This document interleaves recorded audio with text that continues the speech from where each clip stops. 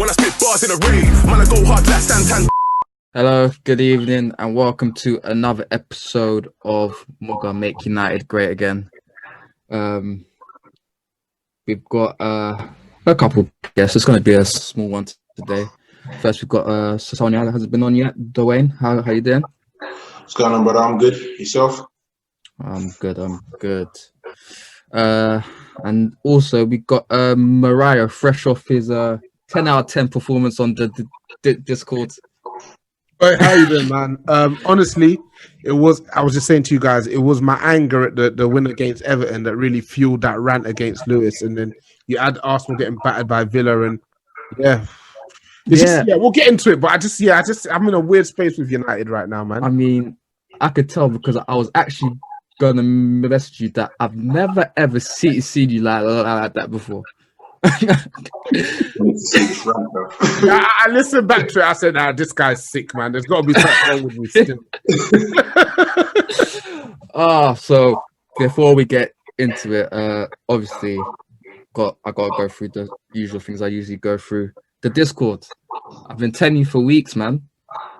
If you missed that, from what Mariah done to Lewis after what those Arsenal guys have been doing this past week, dirty guys. But that Discord, when it's a live match and one of the big guys are being pammed, you love to see it. You have to join up, and I'm glad they had that preview there on the main pod yesterday.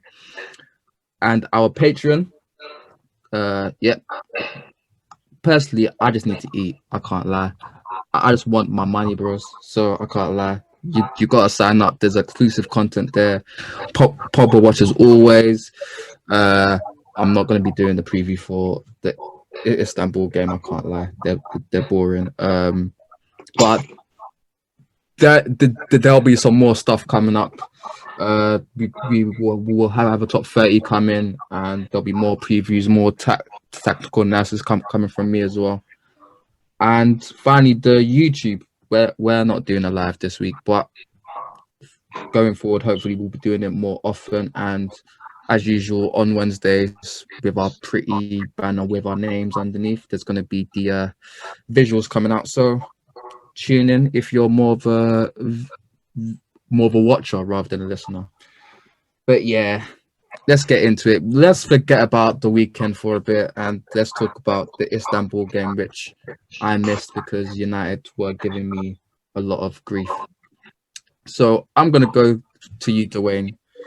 In general, how was the game? It was just it's one of them patchy, horrible performances again that we become accustomed to. I've had enough of how Ollie just sends a team out with no idea, and the goals that we conceded. For me, I coach under eights, and I swear to God, I've not seen them kind of like the first one in particular was outrageous to me. How can man just be chilling on the halfway line by himself? And what does it for me is that I don't know if it annoys everyone else, but Ollie's always smiling, bro. Like he smiles at every opportunity, and then your defenders are not where they're supposed to be, and you're not off your line. Like you just sit there. I know Phelan was off the line speaking to Matic, but the rest of them I don't understand. Luke Shaw, he was almost at right back. I don't get it. I just do not understand how they get away with it. My issue with Luke Shaw, it's nonsense. He's constantly tucking in. And like he tucks in, bro. No, I'm saying he tucked in so much that game. Yeah, he went almost to the other side of the defense. Like it's one of those performances, like you said, Dwayne. It was so poor. It's hard to almost explain what you watched. It's like literally like they just came out on a whatever. And yeah, fair enough. You go 1-0 down, cool. Even when we went 2-0 down, I was still like, you know what, we're gonna beat these lot 3-0. 3-2, okay, not 3-0, 3-2, because even from that performance, they're not a good side. You could tell they weren't a good side. They didn't have to do much to beat us. Dad Demba rolling back the years, bro. Man was rolling back the years like he was in the Prem, bro. It's ridiculous. Outrageous performance, and I just don't think that they'll even like whilst the game was on, I don't think Ollie's got any in-game management. I think he needs time to sit and think about what he's going to do, and it's often never the right decision. Like I don't understand it. I've had enough of it. Completely had enough of it, man. The first goal, that goal from Demba Ba, I don't think I've ever seen anything like that in my life. You leave Matic, yeah. They're probably about this. Yeah, they're probably near enough the same speed, yeah. But you leave Matic back as your furthest man. Who's ever seen that on corners? Standard practice. Matic is tall as well. Your biggest guys go up. You're too nippy fullbacks, and one of your midfielders will stay back in case these guys want to hit you on the break. Bro, that wasn't an instruction. They just literally went up there and were like, "Fuck it, let's just grab a goal from this corner and let's just keep it moving." Because I can't imagine Ollie was like, "You know what, guys? Matic, you stay with Demba Ba. Luke Shaw and Aaron Wan-Bissaka, we really want you to be in and around the box to get on the end of things." Yeah, and then the second goal, who lost the ball in midfield? Was it Van der Beek or Mata? Mata lost it after a poor pass from Bruno. Yeah, it doesn't matter. Of course, Bruno. You know how I feel about Bruno. Mata lost the ball, and then if you look at, I'm sure you guys have seen it. You had Wan-Bissaka, Maguire, and Tuanzebe all like running in the same space towards running towards David De Gea. Meanwhile, the ball is like in the left channel of the box where like Luke Shaw should normally be, and they just popped it in, man. Demba Ba dummied it, sold the whole defense, and yeah, obviously Martial grabbed the goal. That was nice. A shot on target, which is a plus these days. And I was thinking, I was thinking, all right, second half we're gonna at least get a draw. But nothing. It was so flat, man. He didn't deserve nothing. Like for me, even with the first goal, with Luke Shaw tucked in, I don't know what you want to call it, being at right back here, they took the corner, and you've made Harry Maguire come forward and so forth, and you've not even delivered the ball, and you are playing around the box. I don't understand. If you're going to take the corner, you're going to let the big guys come forward, then get the ball in the box. Why we're playing around with it, I don't know. And that's obviously an alternative cost us because they've gone on hit us on the counter because we were playing around with the ball. If that ball was delivered in the box and then it was then hit on a counter attack, then I can at least understand why they were caught out of position. Playing with the ball on the edge of the box means them man might as well just gone back in the first place. Facts. I can't understand, and I think it's just another way we failed. Like we seem to find different ways to mess shit up every single week, but that one is so unique. I can't even think of another goal that comes to mind apart from probably Gerrard's slip. But then even then, Gerrard slipped on the ball and he left him to go clear through. Like, what? Like if I was Matic and I saw you lot left me as the first, I'll be looking at you. Not mad. You don't know I'm good for like 80 minutes a week. Like what's going on here? And you're saying man's has the same speed. Bar is not the same speed. Matic is like a bus, bro, a tank in mud. He is not moving, bro. How can you leave him with anybody? Now I don't care who you left there. Matic can't be the guy to mark some. It's just a stupid idea. Yeah, because I think about it, he didn't even close the gap on Demba Ba at all. No, of course he didn't. And Demba Ba's on the ball. Yeah. It was actually interesting because I didn't see the goal in live time. I saw a replay and then I saw an article from Jonathan Liu of The Guardian. Amazing writer, probably one of the best in the UK. But he basically said that goal was just example of how United are just so chaotic in their whole play.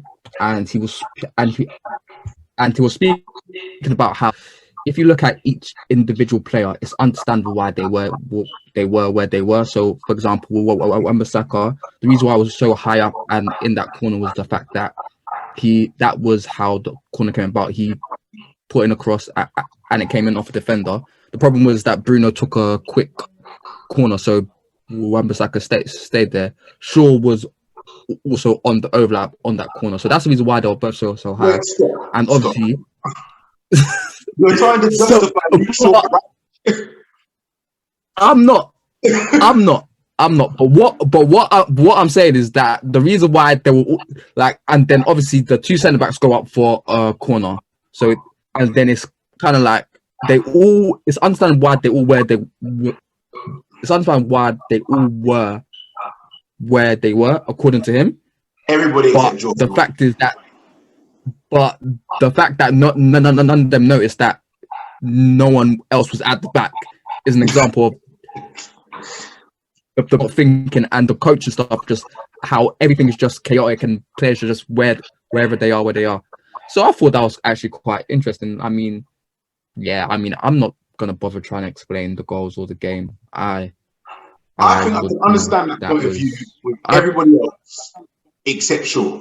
There is nothing you can say to me that justifies Shaw being at right back. It's crazy. Absolutely crazy. You have no business on the other side. Unless you're playing like a 9-year-old and you're chasing the ball, you have no business on the other side of the field. None. He gets. I've been defending Luke Shaw for years upon years, getting sick left, right, and centre. I have finally had enough of that guy. He can't. That's interesting considering the topics we got coming up. That now you've turned your back on him, but we'll get into that. I don't know what to say really. I think we obviously started the group off well. We beat PSG, we beat Leipzig, and as far as we were concerned, or as far as I was concerned, we were going to get 2 wins against these lot.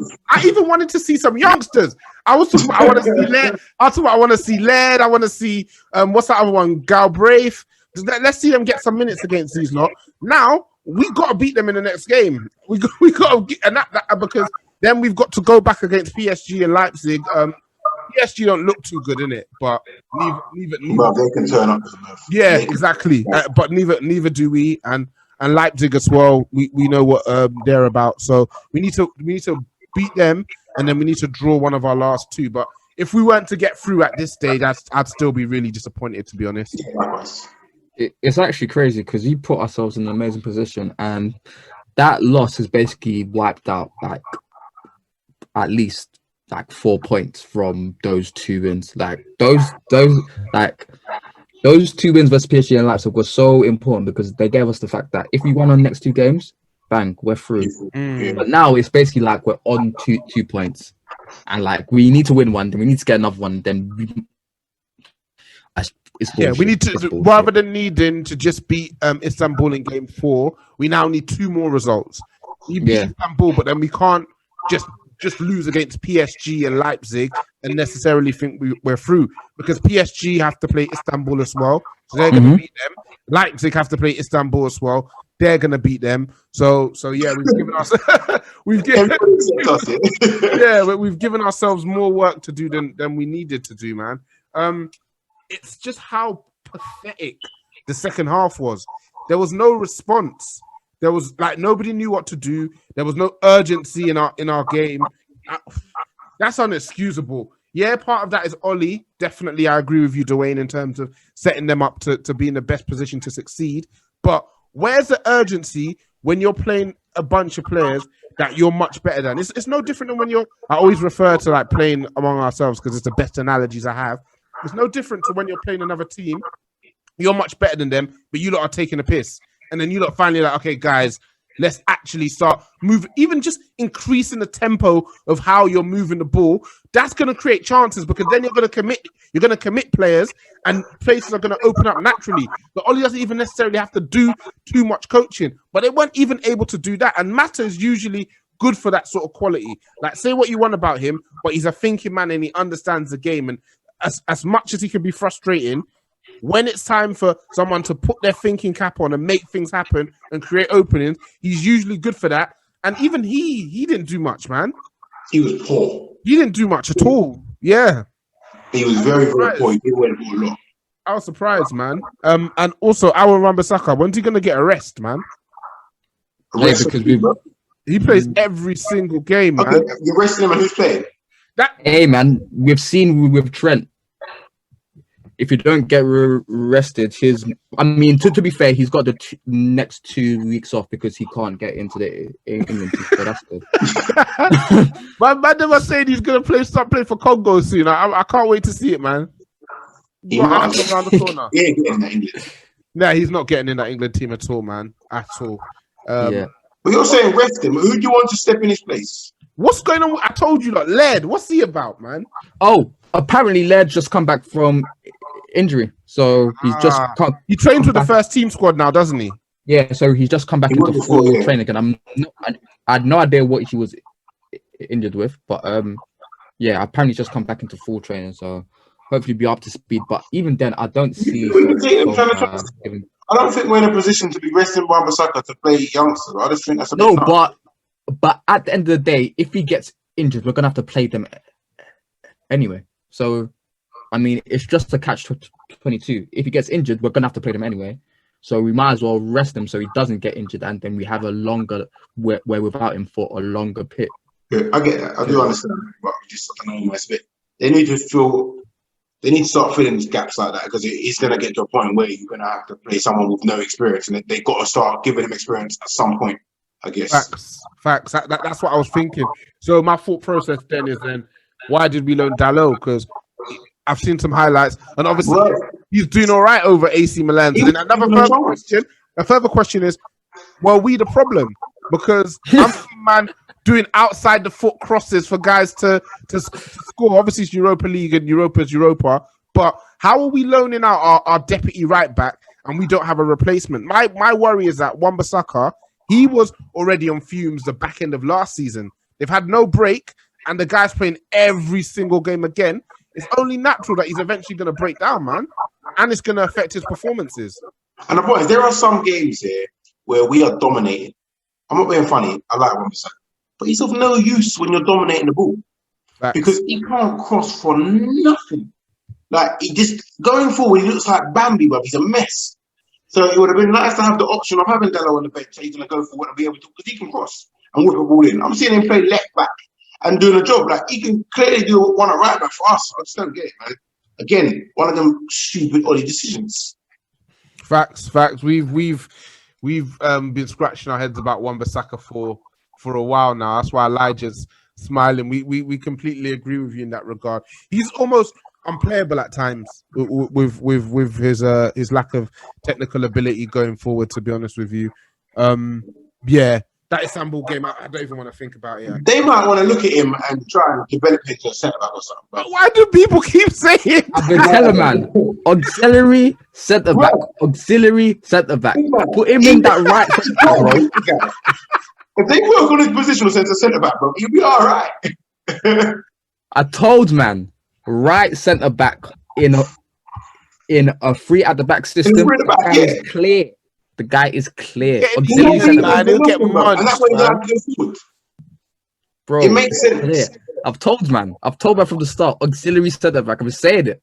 They're all listening. Floated, yeah. Huh? It makes sense, Yeah, bro. Play him like Man City play Walker. That guy's just there. I was about to say, don't you dare compare him to Kyle Walker. Don't you dare. Don't you dare. That guy, if any team tries to counter down that channel, just see Wan-Bissaka there flying in, legs first, on the ground, bro, clearing it out. on job when it comes to tackling, bro. On job. Mariah, you can't be that sickened about the did. It makes perfect sense. It doesn't make perfect sense. It doesn't make perfect sense. Well, what's the issue with it? Huh? He offers nothing going forward. Well, listen, the truth is, we need an upgrade in it. We need an upgrade on a £50 million right back. a year into his tenure, it's an absolute mess. But it's not going to work. And the thing is now with him is that the way he plays has such a detrimental effect on whoever is the right-sided winger or forward that, like I said on last week's pod, it means that most of our attacking is restricted to the left-hand side of the pitch. So we're already half in the pitch when we're trying to go forward because he doesn't create any width. Because when he goes out wide, the other team's like, oh, it's Wan-Bissaka, leave him. He ain't able to do anything. So now for Greenwood, everybody just doubles up on him and they just cut off his left foot. Yes, true. You know you're going to come inside, so we're just going to stand here and you can't curl it around me. And we're just going to double up and we're going to rough you. We're going to rough you up. So that's impacting his ability to help influence our games. Obviously, when he came in at the back end of last season, he was still a bit of an unknown. But even after 2-3 games, guys were like, sit on his left. And he showed them the right. And you could see those last few games, he was having to work a bit harder for him to get clear chances. Even the goal he scored against West Ham, that wasn't a clear chance. That was out of nothing. that little 1-2 he did with Martial, where he just let it go off his left foot. Yeah. And I'm thinking, even if Sancho had come in, he would have had the same issue. There would have been no real space for him to operate. He would have started to come in, and then we've got Rashford in the left space. Pogba wants to be in the left space. Martial wants to be in the left space. Bruno wants to be in the left space. So you've got all these guys all hanging out in one part of the pitch, and the right-hand side is completely vacated. And that side of their defense is calm, and they're able to just come inside and be a lot more comfortable and a lot more compact. So, yeah, we've got some, apart from the management issues, we've got some serious personnel issues. The reason I mentioned this Laird kid is that everything I'm hearing from you lot, Elijah, is that he's the real top young prospect. And we've seen a few come through. We've seen Reece James come through. We've seen Lamptey come through at Brighton. Obviously, Trent is a few years older. So there seems to be a real glut of top right backs in England at the moment. And we seem to have the worst of the bunch. So I'm hoping I'm hoping that Laird can come through and brighten up our days a bit, man.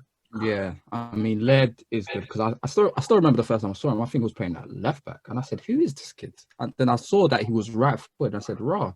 And then even when Brandon Williams came in first, and I was thinking, like, I've been hearing about this Laird kid, but he hasn't got a chance. But then I realized, obviously, at left back we had serious issues, but Brandon Williams himself was right forward, and the only reason why he played left back was because Laird was so good at right back.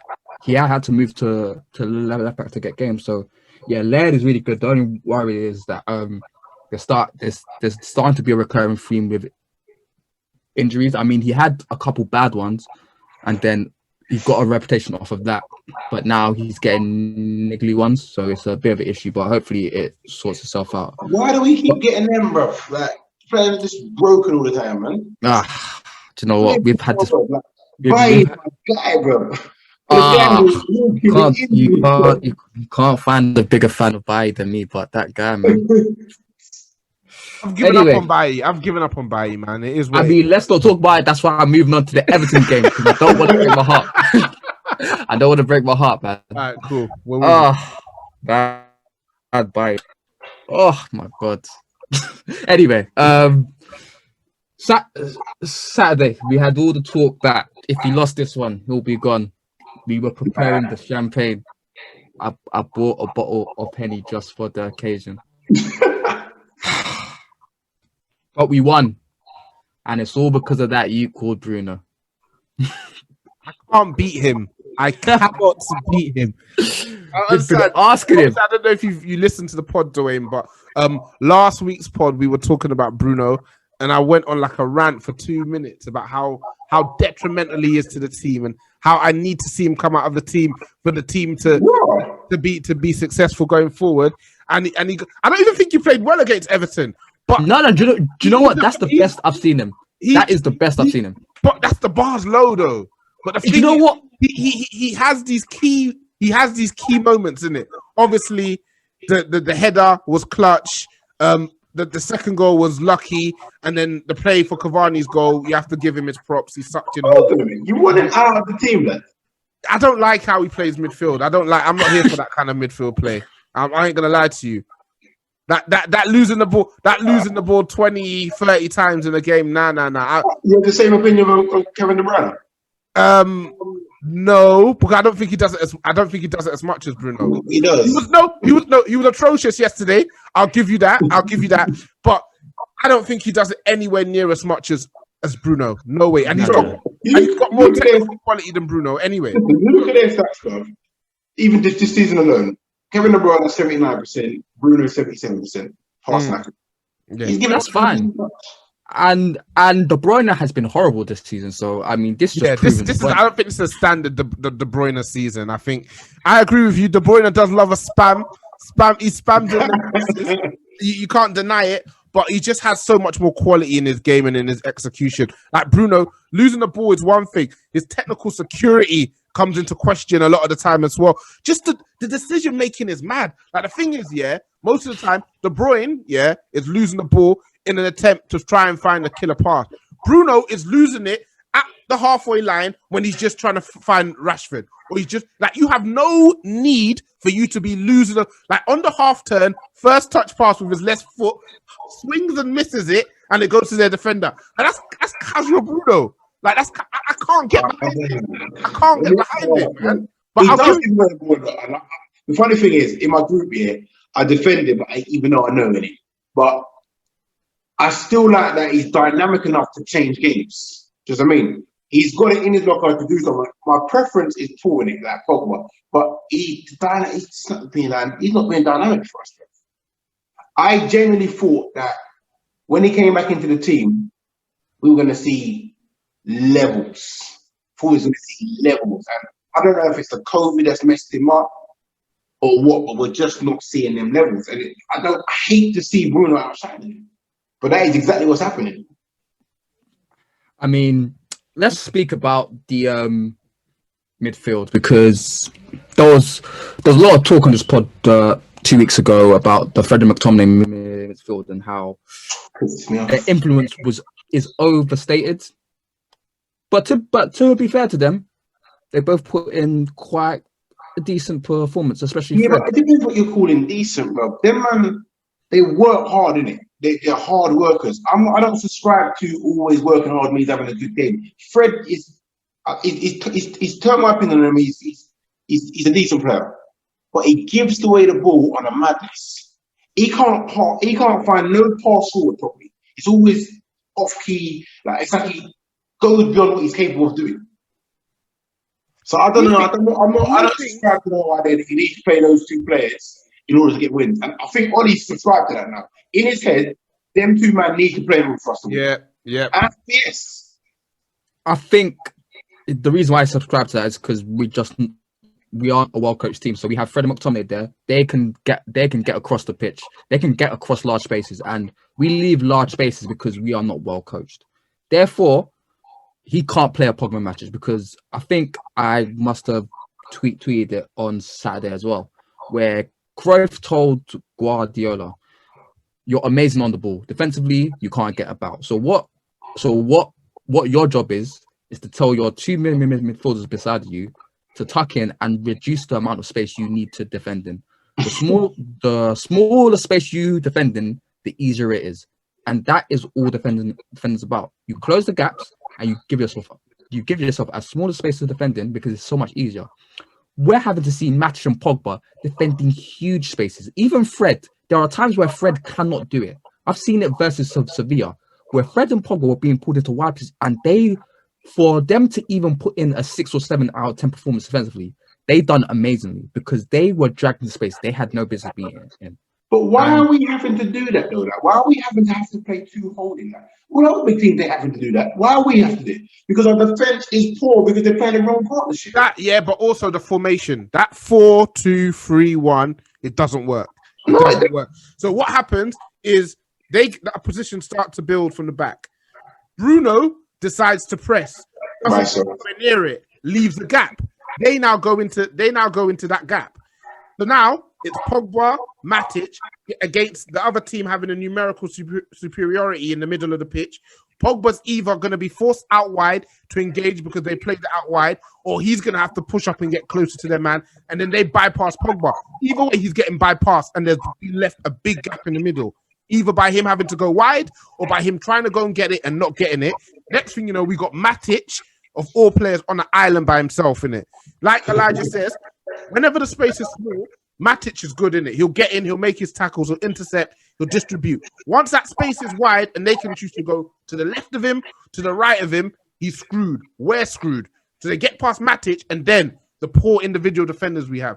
Lindelof, anyone again with speed, with skill, they're getting by him. Maguire, anyone with speed, with skill, they're getting by him. So the lineup in terms of shape is not good enough, and then the individuals in those positions as well are not good enough. So when the formation isn't good enough and the setup isn't good enough, the pressure becomes more on how good your individuals are.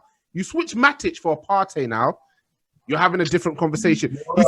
He's still having to do a big job, but Partey's got that in his locker to cover and close down large amounts of space and control that midfield for us. He'll still get caught out at times because he's not Superman in it, and you even saw against Villa, they were catching him out. But we wouldn't be as exposed as we are. Again, better one-on-one defenders. They're then able to push up and engage with the attackers much sooner. Because I think of the worst game I think of was a Crystal Palace game. I felt like they had like 10 occasions where they were running at our defense, and you just see like Maguire backing off, Maguire and Lindelof, and that happens. And do you know what the worst thing is? Do you know what the worst thing is? What's the worst Matic didn't even play that game. That was Pogba and McTominay. Even McTominay was not able to cover that space. The issue with that game was the centre backs were too slow to keep up with Zaha, and who was that one? What's his name, man? Zaha, Ayew, Schlupp, and Townsend. That front four run, it was basically like a black seal. Just like, wow. My thing is, if you're getting done like that at the back, you've got to put on someone with pace to cover it in that position, and he didn't do it. And that's where we keep struggling. I think that I get the whole thing that we haven't got one of those central midfielders that can get around the whole block. I do understand that. But if you've got Fred sitting there and then you've got a quick centre back, at least if they get past Fred, the other centre back can engage in that problem. We don't have that because if Lindelof or Maguire go to that, they're getting stripped. Right. And it's over because otherwise not getting it. So, but what I do want to talk about, because I've just remembered it because you're talking about Lindelof getting stripped. That first goal, it was this guy. Do you know what? I will never forget his first Premier League game. Jones gets injured, so Lindelof has to come in. This is Huddersfield away. We're unbeaten so far, and he lets the ball bounce. And the Pochra, who I don't even know who he plays for now, absolutely strips Lindelof, and he has a stinker. And time again, whenever this guy comes up against physical guys, and he has to do anything physical, he gets done. Like, the guy is pathetic. Calvert-Lewin bullied him. Do you know what? Do you know what was so funny? Is Maguire actually played well, and it got to a point where Calvert-Lewin was standing on Lindelof because he knew that he wasn't going to get anything out of Maguire. That's good centre forward play though. Like exactly. Like one criticism I have of Rashford and Greenwood from the Arsenal game is, why are you engaging Gabriel? He's clearly the better of the two centre backs. Just put yourselves on Holding and Bellerin side of the pitch like Villa did, and just go at them again. They're gonna make a mistake. You're gonna either beat them with skill or you're gonna beat them with physical attributes, man. You say that, but them man didn't really get going. That we didn't really do much with the ball going forwards. We didn't. That's fair. What I wanted us to do that we didn't do is we didn't go direct enough when they were pressing us off the pitch. But to come back to Everton, I think De Gea should have done better there. Like, but you know what? That's just De Gea now. I mean, he's slow. His footwork isn't as good as it used to be. He's not as good in terms of like pushing off of his other foot to get down to that. I mean, that's just to be fair, that's just been a weakness where low to like his right hand side, he gets done there a lot, and I feel like that's just De Gea. Like, if you start to complain about that, people say you have an agenda and whatever. So it's like, you know what, just take it. I let him have that one. Yeah, you know what, just take it. But yeah, Lindelof for that goal was horrible. I mean, and De Gea, it's like whatever. You know what? It's like that's just typical of him. But I think, again, with a lot of our goals, there's too many errors. It's a catalog of errors that lead to our goals all the time. And he's got to be addressing things like this. It happens too frequently for me. But do you know what? I think with that, I don't think that's a social thing. I just think that's a personal thing, because if it's repeated errors from the same players over and over again, that's like, you know what? That's them. And like, you can... Yeah, no, come out of the team. You got to come out of the team, man. That's fine. That is fine. But the alternatives are then making their own brand of errors time and time again. But we wouldn't know that because they're not getting a chance, bro. But I know, but they come in. They have their own slant on these mistakes. Like, you know, Lindelof, he'll get done by, you know, physicality. Bailly will just be mad. Maguire, he'll be done by any sign of quality. Then even Aaron Zabi, he'd be playing, bro. Give him a run. For me, he has to play. But the things with Tanzania is that he has had a problem with the ball in the air a lot since he was younger, and he's worked on and he is better, but it's still going to be a thing where it'll be a problem where he's not as good in the air as a centre back should, like an elite centre back should be. So I feel like that's the area he can improve on. But other than that, I feel like he needs to start playing games, but he won't. I mean, I don't like how Oli hooked him against Bro, Istanbul. he's making it, bro. I don't like that, Like, man. he's scapegoating him because I at the end don't of the like day, that. when them man making mistakes, he's not doing it. Maguire was pants for time. At no point, he didn't even drop him, let alone hook him. That is ridiculous. I don't like how he did that at all. Like, the thing is, yeah, even though he'd had a poor first half, he was on the yellow as well. Like, all you do is you chat to him at halftime, and they're not that good. They're not going to trouble us that much. Okay, you had a bit of a poor first half. I need you to be steady this half. You just hook him off. When's he going to play again? You don't even, like, even after the PSG game, didn't actually play again until Istanbul. As good as he was against PSG, I didn't like how he did that at all. And he's young, bro. You can't do them things to young. I know you can't do that to them. And the thing is, yeah, like you say, Elijah, with the defenders and their issues, like Lindelof getting beaten by physicality, that's annoying, but those are his limitations. Like, he's never gonna be fast in it. So if a man blows, if a guy is faster than him, you have to just accept it because you always knew the guy was faster than him. If the guy's gonna strengthen him out, again, you have to accept it because you always knew the guy was gonna strengthen him out. By his mistakes, yeah, are like, why, bro? Like, why? Like, you've got all the attributes. Yeah, let's not even get into Bailly. You never. Yeah, we're not getting into him, but Sorry, I just keep slipping. Yeah, I mean, when I found out he got that 3-4 week injury, I just put on some sad me music, man, and I was just in the corner. Oli was talking well about him the start of this season. Like, I think the thing is, yeah, Oli knows his pros and he knows his cons, and was willing to give him a chance because you cannot be a top defensive side with Lindelof and Maguire as your partnership. And then he got injured, and then it's like again, you let them build up. It's got to the point. It's pointless. But you going, because I was about to say something about the Tuanzebe thing getting hooked off, and I remember versus Copenhagen as well. It was interesting because Bailly was on a yellow card as well around the 60th minute, and he hooked him off as well. So I do feel like there is Solskjaer just has more trust in Maguire and Lindelof, because I know if either of them are on a yellow card, they're not getting hooked They're not off coming up exactly.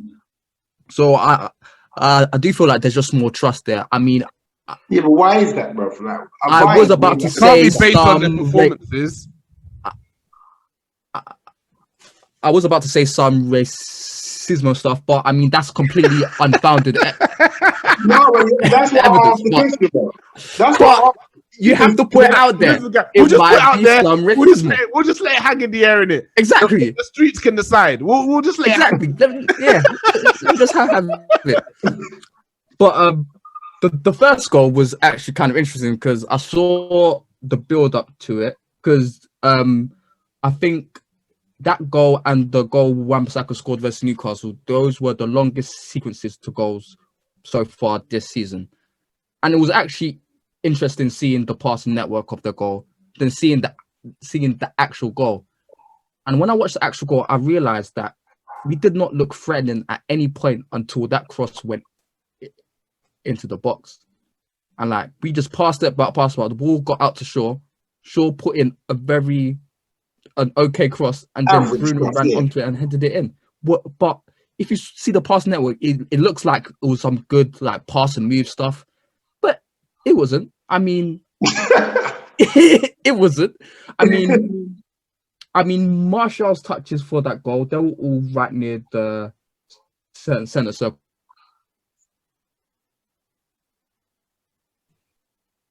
I think he's glitched.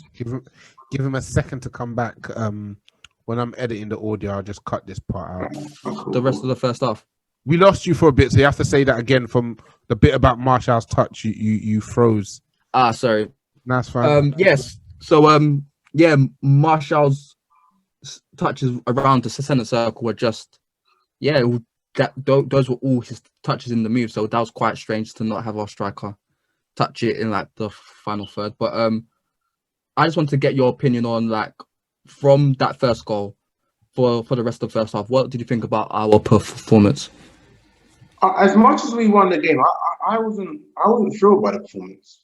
I think they were poor, man. So again. I think they were poor.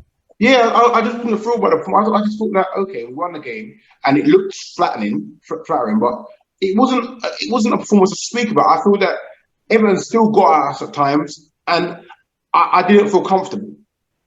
Like at no point did I feel, yeah, you know what, we're gonna take this game. I didn't feel like that throughout the whole performance. It just wasn't good for me. Yeah, I'm with you. I feel like even when you talk about Fred and McTominay, this is probably one of the few games I saw McTominay able to make forward passes because they weren't even pressuring. Like what I said after the Arsenal game is at this point, it's very clear how to beat us. You press them high and they're going to turn over the ball again and again and again and again. And any team that allows the guys, so Fred and McTominay, to get their feet on the ball, look up and be able to play a forward pass so they can, when the pressure's on, they'll pass it backwards and they'll pass it sideways.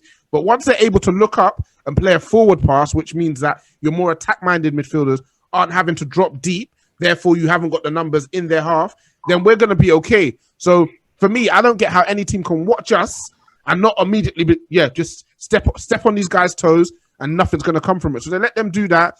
Bruno was obviously in inspired form like he likes to be. The header for the first goal was great. Can't lie. That was a very, very good header. And from there, I felt like we were going to win, to be honest with you. Once we got back into it, I was like, yeah, we're probably going to beat these numbers. You're confident. I didn't have that confidence. It's not even confidence. It's just literally the law of averages. Like, it's so funny. I tweeted off the account, like on the Thursday, I was like, before the Leipzig and PSG game on the pod, we were like, yeah, we've lost these games, man. And then when we won, all the listeners were like, see, you lot always negative. Ahead of the Arsenal and Istanbul, like, yeah, we're going to beat Arsenal. They're whack. We're going to beat Istanbul. They're whack. And those were the two teams we didn't beat. So I was like, all things being considered, we're all expecting to lose. I said that's a joke, obviously. All things being considered, we're probably expecting to lose against Everton, but we'll beat them. And then we ended up beating them. Then when I saw, because anytime his job is on the line or there's those conversations about his job, they always seem to manage to pull out. Somebody decides to have some sort of performance. Something happens. And this is my issue. Like, you lot either play well consistently or just let the next man come in, innit? Yeah, but you say that, yeah. You're saying play well because they didn't play well, really. They just get the result. Or let me say get the result, or they seem to find a way to get the result. And then it's, for me, like, as you're saying about the whole depressing thing, like, we've got to be, again, alongside of the big boys that don't press. We just allow teams to have the ball and come on to us, knowing that we're not good at defending. It don't make no sense to me. If you can't defend, make those players make mistakes so they don't find those passes. Facts. I think the problem is with the fact that you press is that, for example, if they go over the top, we have no defenders that can recover really because the backs are slow. So it's like we press high, that's fine. They put a ball over the top with their fast striker, but they're not going to be catched. So like you saw it when Liverpool used to not have Van Dijk and they used to have Lovren and Matip. They're not the fastest. Teams just say, cool, put over the top, done. And that was just an easy tactic versus Liverpool. So I feel like we can't press high because our defenders can't recover well and they need that protection in front of them. So that's why they have Fred and McTominay. So they don't need to defend as much, which is a cowardly way to play. And then because we can't press high, we can't really possess the ball because we're not winning it back quickly enough or in dangerous areas. And then we have to build. And then when we do build, we don't have the quality to build from the back because the players that we do play with, they're not great on the ball. So it's just a collection of errors. It's basically just a jigsaw of what problem do we accentuate. For me, if we choose not to press, and I do understand your point, but if we're not going to press the ball, yeah, and we're just going to sit, we're just going to get punished for it every time. And then what I do find happens quite a lot is Bruno will press, no one else will do it, or Rashford will press and no one else does it. So it holds all over the team. It's just stupid. For me, the coach has got to say, look, we're all going to press together or we're not going to press together. Yeah, because you know Bruno and Rashford are not doing that off an instruction. They're doing that off of their own volition. Like, I'm not going to stand and watch you lot play the ball past me. I'm with you, Dwayne, man. We should be pressing these teams, man. I agree with you, Elijah, that it's going to expose us. But we're exposed anyway. we're exposed anyway, bro. So we may as well just try and win that ball as high up the pitch as possible. And as well, if we're struggling to break teams down with creativity and passing from deep, then we want to be as close to goal when we get the ball as possible. We want to be 1 or 2 passes away from getting a shot off, getting a good look at goal. So yeah, we are one of the very, very few top sides, and I do air quotes here, who don't press. But yeah, Everton weren't particularly good. Bruno is inspired. Listen, man, the guy tried to shoot a goal from 40 yards. Yeah, bro, and then the commentator said it was all right, bro. What? He said, I don't mind when you do that. Like, what? Someone's falling a shot from 40 yards, bro. I mean, the guy just can't be beat. I mean, to be fair to him, for me, I thought he was very good. I think that's the best I've seen him play, just in terms of general midfield play. And it was interesting in the commentary on him after the game saying, he has proved you wrong. No, he's proved me right. If he plays like a proper midfielder, he will have a good performance. And that's what he done. He played well. And that's it. So if he continues to do that and not act as like those floater men in training who just gives the ball to whatever team last has the ball, then yeah, he'll be a good player. But until then, that guy has to play right wing, and I won't stop. I won't stop until that guy's played right wing. I don't see a problem with him being out there, bro. Me neither. A lot of people have an issue with him playing right wing, and I don't know why. I have no idea why. Being out there because he can tuck in. He's not going to beat no one down the wing or not. But you can just tuck in and do exactly. Your job. Yeah, I've got Matt does it, and I don't like seeing Matt out there anymore. I'm done with him. So exactly, if Bruno can do it, then do it. Like I say, Man City, Wan-Bissaka as Walker, Bruno as De Bruyne. It's the same thing, bro. Just have him out there just whipping the crosses. That's what. Mariah, why are you so ashamed right now? Nothing, bro. Do you man do your thing in it? You man cooking it. We're cooking, bro. We are cooking up a store right now, bro. When I spit bars in a rave, man, I go hard like